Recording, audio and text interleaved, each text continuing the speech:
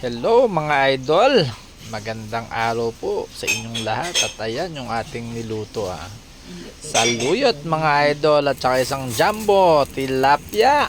At ayan, pakita ko sa inyo mga idol kung paano tayo magbulang lang ng saluyot. At murang-mura ang saluyot ngayon mga idol.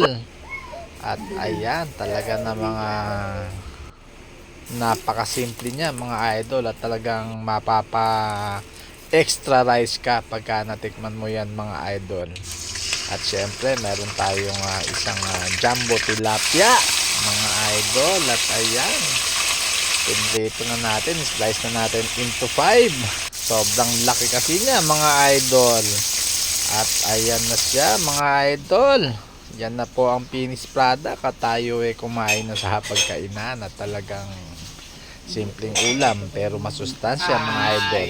Maraming salamat. Hanggang dito na lang. Bye bye.